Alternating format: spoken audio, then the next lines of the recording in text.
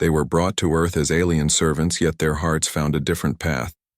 The transport ship descended through the clouds with barely a whisper, and the world below had no idea what was coming, and neither did the cargo inside understand what awaited them.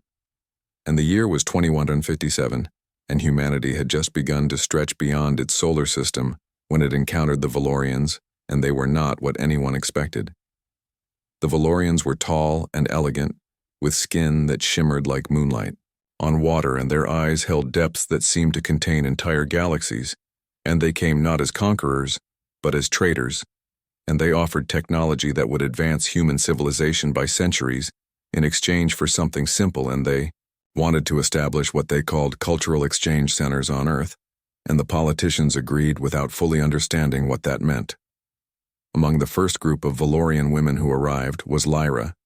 and she stood at the processing center in New York with 20 others, and her silver hair fell past her shoulders and caught the artificial lights in strange ways, and she kept her face neutral as the human coordinator explained their assignments, and they were to serve in various households across the continent and help families understand Valorian culture and technology, and in return they would learn about humanity. And it all sounded very official and very proper, but Lyra knew the truth. The Valorian Council had sent them as a test, and they wanted to see if humans could be controlled and manipulated through proximity. And if these women reported back favorable assessments, then more would come, and eventually the Valorians would have influence in every level of human society, and it was conquest through patience rather than force. And Lyra had volunteered because she wanted to see Earth with her own eyes, and she had heard stories about this blue planet and its passionate inhabitants. Her assignment took her to a small town in Colorado where she would live with the Carter family and help them integrate new Valorian technology into their agricultural business. And when she arrived, the father, Greg, greeted her with nervous politeness, and his wife, Linda, smiled, but kept her distance, and their son, Danny, who was 19, stared at Lyra like she was a miracle, and she supposed to him she was.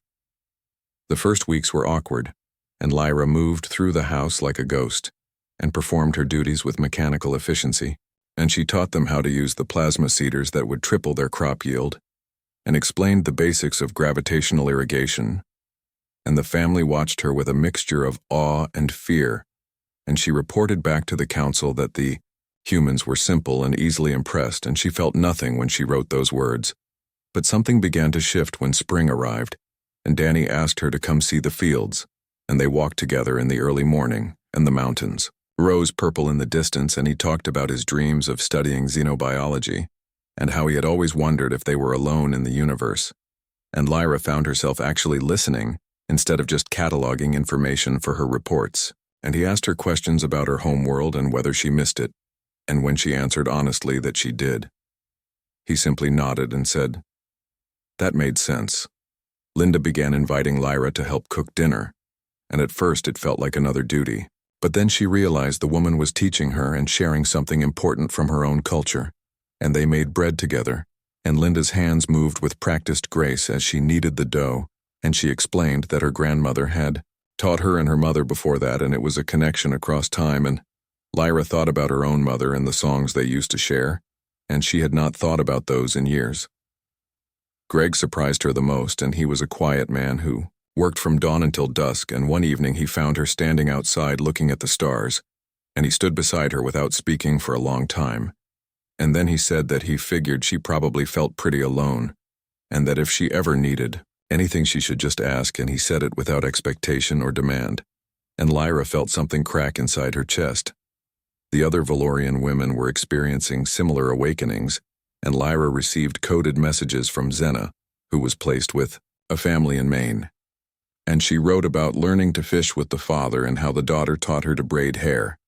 and about the first time they all laughed together at dinner, and another woman named Kira was in Texas, and she described helping deliver a calf at midnight, and how the rancher had hugged her afterward with tears in his eyes. They began to share doubts in their secret communications, and the humans were not simple or easily controlled, and they were complicated and contradictory, and capable of tremendous kindness and also great foolishness, and they loved fiercely and created beauty for no other reason than the joy of creation. and they accepted the Valorian women into their homes and lives with a trust that felt almost foolish and yet also deeply moving. The council began sending inquiries, and they wanted detailed reports on human weaknesses and social structures and economic vulnerabilities, and Lyra sat at the desk in her small room in the Carter house and tried to write what they wanted, and her fingers hovered over the keyboard, and she thought about Linda, teaching her to make bread, and Greg standing with her under the stars, and Danny showing her his collection of old science fiction novels, and she could not do it. She met with 5 other Valorian women in Denver, and they gathered in a neutral location and spoke carefully at first, and then with increasing urgency. And they all felt the same conflict, and Xena said it plainly, that they had been sent to infiltrate and prepare Earth for eventual Valorian control, but none of them wanted that anymore, and Kira suggested they could simply lie in their reports,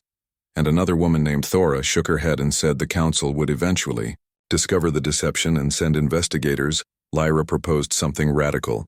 and they should tell the humans everything and expose the council's plan and ally themselves with Earth, rather than against it, and the room fell silent. And such a betrayal would mean they could never return home, and they would be exiles forever. And Xena spoke first and said that maybe Earth could become their home, and the others slowly nodded.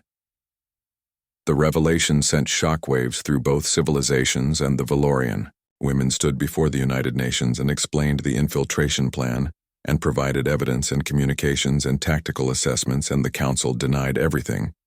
But the proof was overwhelming, and diplomatic relations froze, and the Valorians withdrew their embassy and recalled their ships, and the women who had betrayed them were declared traitors and banned from ever returning. But something unexpected happened, and the families who had hosted the Valorian women rallied around them, and Greg Carter spoke at a town meeting and said that Lyra was part of their family now, and they were not giving her up. And similar declarations came from Maine and Texas and dozens of other places, and adoption papers were filed and citizenship applications submitted, and the Valorian women who had come as servants and spies found themselves becoming something else entirely. Lyra stood in the field with Danny as summer arrived, and the crops grew tall and green and used technology from 2 worlds, and she had received a message from her mother, who had risked everything to send it, and it simply said that she understood and was proud. And Lyra cried for the first time in years. The other women built new lives, and Xena opened a restaurant that served food from both worlds, and Kira married the rancher's son, and Thora became a teacher and helped human children understand the universe beyond their planet. And they gathered once a year on the anniversary of their revelation, and they raised glasses and toasted their choice years past, and tensions between Earth and Valoria slowly eased, and new agreements were negotiated and built on honesty rather than manipulation. And some Valorians began to visit Earth again, and they came as genuine tourists and students, and they saw what the exiled women had built. Lyra eventually took over the Carter farm when Greg retired, and she expanded it and employed both humans and the handful of other Valorians who had chosen Earth, and Danny became a leading xenobiologist, and he credited her with inspiring his career. And Linda taught her granddaughter to make bread. And Lyra watched 3 generations share that simple connection and understood what she had gained. She still looked at the stars sometimes and wondered about her home world, and there was a part of her that would always belong there, but her heart had found a different path, and it had found it in the soil of Earth and in the laughter of the family she had chosen and who had chosen her. The story of the Valorian women became a legend and a reminder that the strongest bonds are not formed through conquest or control, but through the simple act of seeing each other's humanity and choosing connection over division. And they had come as servants and spies, but they left behind something far more valuable, and they left behind the possibility that even the deepest divides could be bridged by courage and compassion, and the willingness to betray everything you knew for something you believed in.